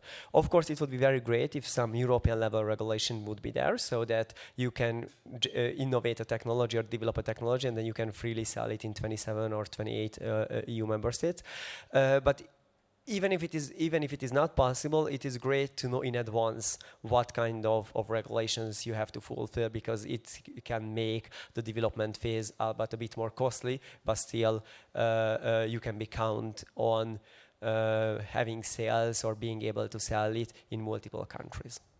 Yeah, although Polish legislation does not create any formal obstacles to use of small modular reactors, but this is reflected requirement to repeat to entire permitting and licensing procedures for each subsequent project, even if the technical solutions used are identical to those used previously. Yeah, no significant simplifications are provided for the potential construction of multiply facilities using the same technology, yeah? Although one might therefore naturally expect the subsequent evaluation of solutions used in the same, like a colleague said, same of reactor wheel. Yeah, that is Right, thank you, Jack. Let me start by saying, Commissioner Wright, what I'm about to say is not, I swear it's not a critique of the NRC or the people. I know that the people there are the best in the world. It's not a critique of that. The reason I'm about to say what I'm about to say is I don't want to quadruple the number of reactors in the United States. I want to build thousands of reactors around the world. I believe that strongly in nuclear energy, in what it will bring to society. I am skeptical that the way we do nuclear, the way we regulate nuclear now is going to get us there. I believe that there are too many, there's too much regulation, too much risk aversion with folks who oversee government. Both, the politicians are too afraid to bring what I think we need, the nuclear revolution that's necessary. Now, though I would like to get, so to speak, get rid of the NRC and start over, bring all these great commissioners back, but to start from the beginning, building on the 70 years of safe operational experience, we're not going to do that. So instead, what I advocate for, which is probably just as pie in the sky as starting over, is coming up with some alternative pathways that give firms who want to take on the full responsibility, financial, no public money, get their own insurance, all of that stuff, a different pathway to do it. Some ideas. To do that would be for firms who they won't participate in the Price-Anderson system of insurance. That's the insurance the government created, but firm-funded insurance mechanism that treats everyone basically the same. If they get insurance, they can go build a reactor under a different regulatory regime, a much lighter regulatory regime. Another very interesting way to do it, a new ecosystem, is the Department of Energy has the authority to oversee certain nuclear reactor development projects, but they can't be commercialized. I think an interesting pathway would be to take full advantage of that. So if I'm a nuclear firm and I want to go build a research and demonstration plant or do whatever, I can do it under that DOE authority, knowing what the NRC is going to require. So I'm building it without a heavy regulatory touch at the Department of Energy. And then I just take that information to the NRC, and their responsibility is just to give a commercial permit, and then I would take it a step further and allow states to oversee. In the United States, you know, we have a federal system, so different states have different regulatory approaches to oversee the day-to-day of nuclear power. You know, those are some things that I think we need to think about in order to bring down the price so that nuclear can be what I think its not only what its potential is. I'll stop with this, and I've already been talking too much. Nuclear energy used not to cost this much. The first 30 nuclear power plants built in the United States, before the NRC ever existed, by the way, cost 5 to 6 times less than a nuclear power plant today. Now, people say, well, today's are much safer. I would counter with that, maybe, but the safety record's the same. No one has ever been injured as a result of a radioactive release from those first 30 reactors, just like they haven't from the last 30. SMRs and these new technologies, those were all developed in the 50s and 60s. We actually commercialized some of them in the United States, which people often forget. So we have a history there of innovation, of commercialization, much more affordably and safely. And I think we need to think about how we can get there again. And if my alternative ideas fail, then they fail. We'll go off doing it the other way, and maybe that'll be successful. Yeah, and I know I'm sure you know this, but Part 57, the rule that we're doing right now, is kind of the rule in the microreactor world that's trying to accomplish what you're trying to do in a way, right? So the NRC is being forward, again, back to our new mission statement, you know, enable the safe use and deployment of these technologies. And I mean, that's all 4 of President Trump's executive orders create this whole new opportunity. Mm-hmm. I mean, I just want us to take advantage of that. And then you have like the last energy, there's a lawsuit in the United States where affirming 2 states are suing to have more control. Then you have in Florida some things happening. So these things happening. I don't know which one's going to work. I am just convinced we need to figure out a better way to do this in order to get the cost down so we can have the nuclear revolution I'd like to see happen. Yeah. I don't disagree with your premise, you know, but there are different ways to think about it, and that's good. So let's move forward real quick. We've kind of addressed this a little bit on the regional cooperation.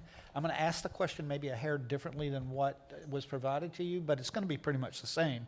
You know, a lot of the countries, or several of them, share the same characteristics, right? And we talked a little bit about regional cooperation. How real or how realistic do you think a regional solution is in, you know, the European Union, in Eastern Europe, wherever, working with different countries here? How realistic is it? And if there was an issue, can you try to maybe give me one that would not like a deal killer, but a hurdle that has to be overcome, right? I think that would be something that people would like to know. You know, do you want to, Jack? Do you want to address that at all, or? And I can always find some words, but I will say that I totally recognize these guys are the experts on it. Yeah. So yeah. I was just coming back this I way. thought you were looking to the That was number. actually going to everybody. Yeah. Okay. Okay. I can tell. I can talk as well, and I have to. I have wide-angle vision. Yeah. Okay, I have to again disagree with Jack on state's role in a nuclear industry, because the Great Depression in nuclear industry in 90s, zeros and on, or depression, maybe not Great Depression, resulted of political actors, the heads of governments, that doesn't want to invest in nuclear energy because societies, democratic West, were scared of them after Chernobyl. That's the main reason that nuclear industry has basically been stagnant in these times. Now that the state actors, President Trump, Ursula von der Leyen, heads of states in Poland, Hungary, and so on, are interested in nuclear energy, now we have this nuclear revival. So that's one thing. And on your... Can I respond to that? I mean, Yeah. because I want to be able, people will forget, and I need to respond to it, because you're wrong. Okay. 100% wrong. I'm hearing you. It wouldn't be good if he wasn't 100% wrong. Now, he might not be 100% wrong. That's not what killed nuclear energy. Everyone, that's a narrative that's out there. That's not what killed it. What killed it in the United States was the National Environmental Protection Act. It was NEPA. That was, I said the first 30 reactors were very affordable. It wasn't until NEPA was instituted that subjected nuclear power to this whole new regulatory regime. And you saw once NEPA was created, this massive step up in the cost of nuclear energy. Nuclear energy was well on its way out when Chernobyl happened. In addition to that, our NRC was created, and you had NEPA, then you had NRC, and the NRC at the time, not today's NRC, but at the time, had many anti-nuclear elements within it, and that translated into a greater regulatory burden that not only wasn't by virtue of statute, by virtue of the personnel that was there, and industry responded by over-regulating themselves toward that, all before Chernobyl. All Chernobyl did was gave the anti-nuclear movement a narrative that fit what they had been arguing. And oh, by the way, the projections in electricity production went way down because, again, not saying anything bad about any politicians today, but politicians back then during that energy crisis put price caps on oil, which killed the economy. Sir, is why nuclear energy was dead after Chernobyl, if I may, with all due respect. Okay, maybe United States is a different case, but in Europe, that was a situation. We had the polls that said that the societies are scared and governments just stopped funding and giving guarantees to nuclear energy. Okay, in Europe, okay. I said I don't know anything about Europe. I can only speak for the United States. But yeah, coming back to your question, of course, I think we need a platform in EU, at least in Central Eastern Europe, to have economies of scale with SMRs. I think a good platform for deploying SMR, for investing in SMRs would be Free Seas Initiative that we have since a decade in more than 10 countries in European Union, Hungary and Poland as well. I believe President Trump was in 2017 the summit of Free Cities Initiative in Warsaw. Yeah, he was there. I was there too. So I remember, and that would be a great platform to invest in a wider scale in some technology. Of course, we cannot have a situation when one relatively small country invests in one technology, other country in Europe, small country of few million people invest in other technology. I think we need to buy as many of as few companies as possible. Great. Sam? Yeah, so I think that this regulatory cooperation is essential. So I see little room for saying that, okay, I mean, there is a technology that was approved by the Polish authorities, so we are not checking it and let's go on. So I think that all the authorities, because of the Chernobyl and all other issues, I mean, I think it is not really okay to say by a politician, and it will not be so much accepted by the society to say that, okay, there is a technology that was approved by the authority of another country, so it can go here. But if we say that, okay, I mean, there is a common approach, something that was made together by these authorities, so there is a joint platform of these authorities, and they prepare the rules. So then we can say that, okay, I mean, it is not a rule that was made by the authority of another country, and we are just accepting it, but we had a say, and we say that, okay, I mean, this is our common proposal. And I think the Visegrad cooperation is kind of working, so that can be a platform for generating this. However, now there are some political tensions between Poland and Hungary, maybe. But let's see how will it evolve. And also, I think on the European level, it will be more difficult to have this agreement because of I mean, of course, France will have a say on that. Maybe they have their own interest with their own companies. So I think it is a bit more difficult to do it on the European level. But on the Visegrad level, where we have really similar challenges, and there is somewhat less interest because neither of us is having a company that is building nuclear power plants. So it is not like, okay, I would like to favor my own company. So in that regard, competition can be more important in this region. So I think that this would be really crucial. I don't like to say about Europe, and that because you are a commissioner, nuclear regulatory commission. I'd like to say about cooperation with United States, because in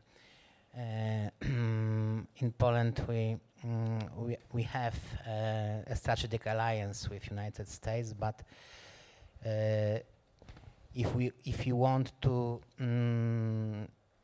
develop a new project,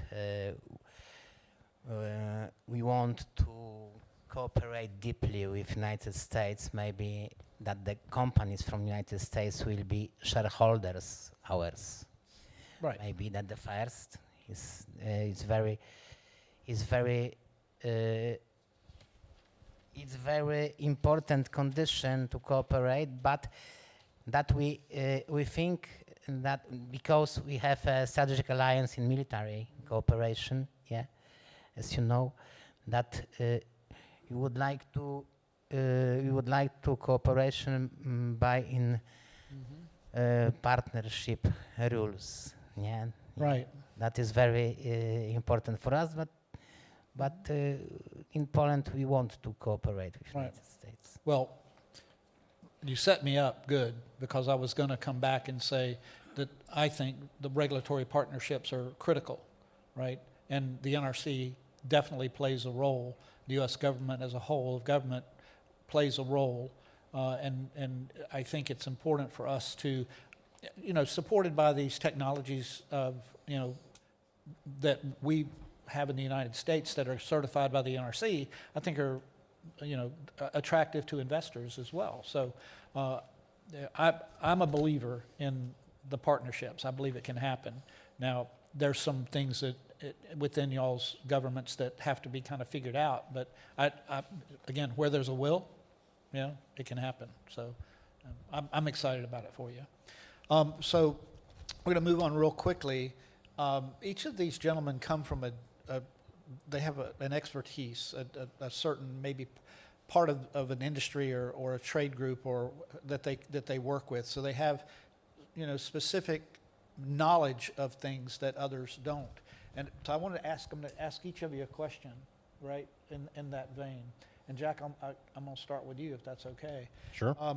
So from a policy perspective, how significant could SMR technologies become in strengthening long-term energy security for countries seeking reliable and resilient energy systems? Absolutely critical. I think that SMRs, advanced nuclear, and big nuclear too, but I know we're just talking the smaller ones, will be the backbone of future energy security. The question is when. Do we take advantage of this opportunity we have now, or will it be some future one? But nuclear energy, as we've heard from everyone who has spoke, brings so much to the table. And really, the only, the real barrier is, as I've mentioned, is cost. And whoever can figure out how to fix that, I think will be a leader. In doing so, I think in helping nuclear become what we need it to be as a backbone of energy security, we need that the support of the public, not public money support, but maybe public money support for that second and third reactor, because and that's going to be a challenge for all of us.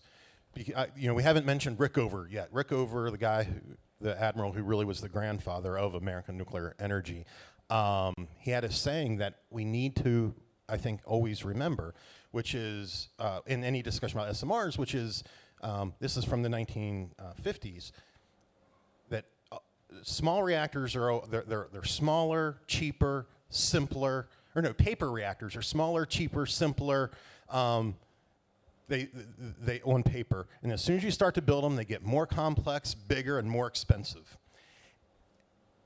And that may well be the case here too. But that shouldn't stop us. That can't stop us. We need to get to that second reactor and that third reactor.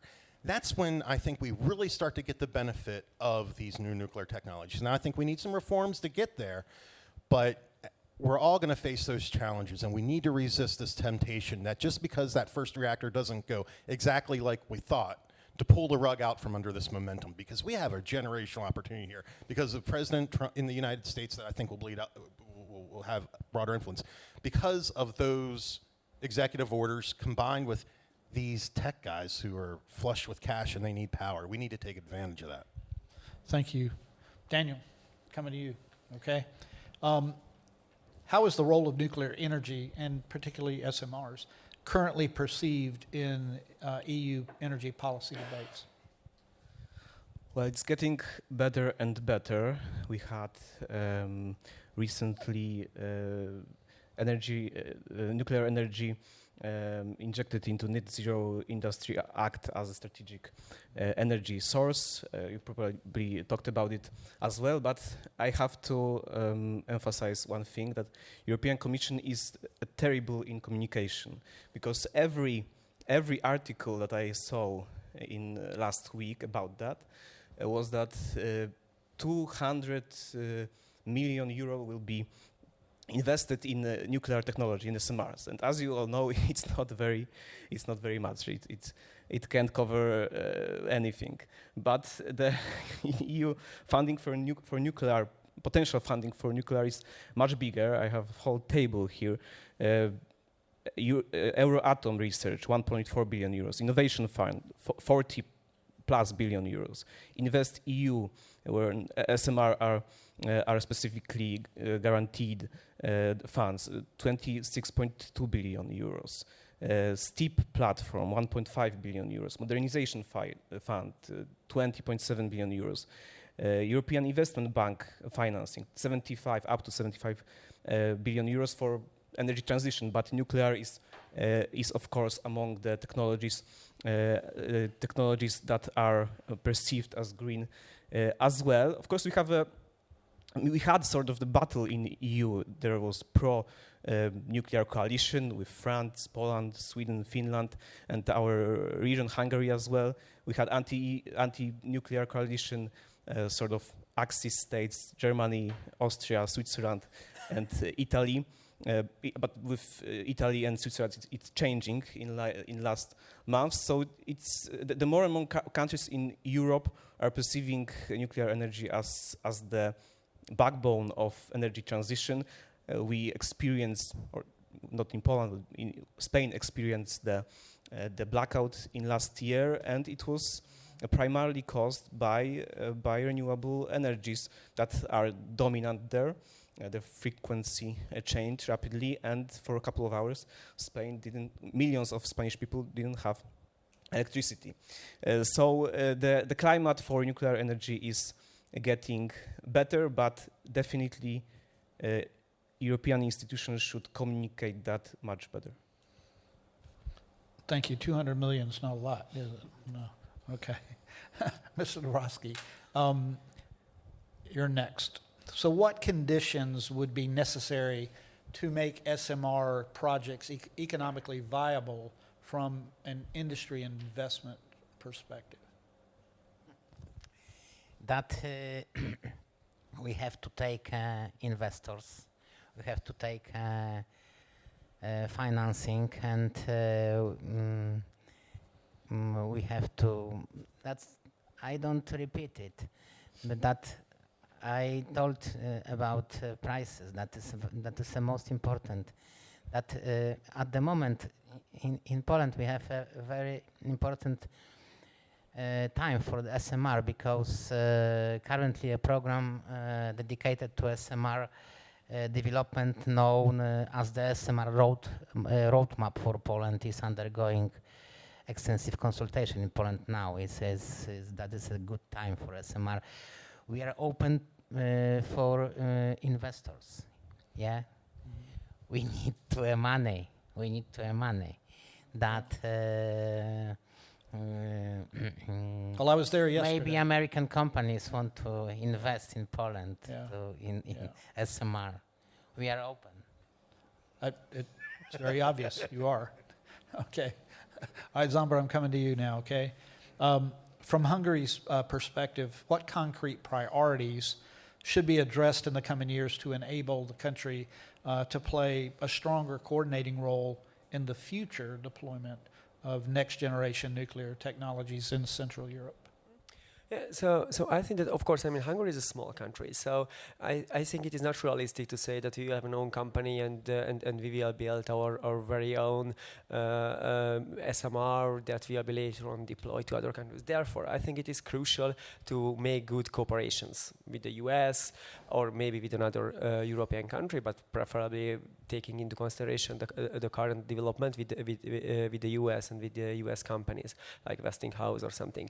So it was also visible that, for example, Czechia teamed up with the UK with Rolls-Royce, and then they are building now an SMR, and also some Czech companies are involved in that. But of course, I mean, the leading role is taken by Rolls-Royce. I think on the first priority should be for Hungary to do something like this. So to make a strategic agreement with the US and also figure out how some Hungarian companies can contribute to building an SMR, where of course the leading role should be at the US. Then the second one is to have a pilot project. Like in the UK, there is in North Wales, in Wilfa, I think this is the name of the territory, where they are building an SMR. So it is so of course we can talk about SMRs, but when there is no pilot project and we cannot demonstrate that, okay, it is really working, it is here, it is generating energy, this was the timeline, this was the cost, so this is something we can deploy in other countries. So at one point in time we have to start it, and then this cooperation will be very great to have the cooperation, to have the technology, and then let's start building something not only in the US but also in Central Europe to be able to demonstrate that, okay, it is working, and here it is. And I think the third one, because you always have to have 3 points, is the regulatory framework. So you have to have this kind of proactive and up-to-date regulatory framework that reflects this SMR technology. Right. Thank you for that, because I think the proof's going to be shovels in the ground, right? Start building. All right. Last question. We're going to close. This last question, pretty quick answer from each of you. I'm going to ask you the same question. If you were advising policymakers in Central Europe today, what would be the single most important step they should take in the next, I'm going to say decade, but I think it's going to be quicker than that, to enable the successful deployment of SMR technologies. Who wants to start? Anybody? If not, I can start. all right, go ahead. Okay, so going back to my previous point, I think that make a strategic agreement with a pilot project. Okay. And then I was very short. Do you want to go next, Dan? Well, I will be more general. As Mr. Dąbrowski said, we have in Poland the big problem with emission trading scheme. We have EU allowances to emit CO2, and we are paying now 40 billion zlotys, I believe, which is $10 billion annually for that. So SMRs are low carbon or even non-emission technology and are stable in electricity generation. So we should be first in line. I think we are in Poland and our region first in line to adapt the SMR technology. And let me contradict myself again. The costs are not the most important thing. Safety is the most important thing. We have geopolitical turmoils. We have to have safe, stable energy generation in these turbulent times. Okay. Do you want to get? But we are waiting for the first installation. That is. Okay. Yeah. All right. I'll come back to that in a second. All right. I'm going to say two quick things. One, start building. That's the biggest problem that we have. We think about all this stuff too much. We've been doing it for years and years and years. Start building. And the second one is try to make it easy for the nuclear industry to invest. I understand that there needs to be regulation, but try to recognize that they will build you a better reactor the more freedom they have to build you a good reactor. These will be professionals who build them. Give them the freedom and opportunity to build you a good, affordable reactor and start building. Yeah, and I'm going to chime in on this just a little bit. You know, no one in the world that I've talked to, no one wants an unsafe reactor. They don't want an unsafe fuel facility. They don't want an unsafe medical procedure that involves a medical isotope. They don't want anything that is unsafe, right? So that's safety's a given.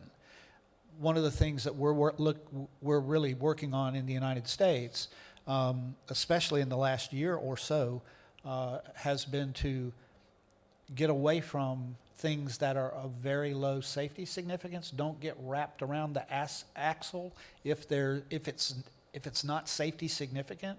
You know, make a call, get on with it. But where safety's concerned, you got to answer the question, right?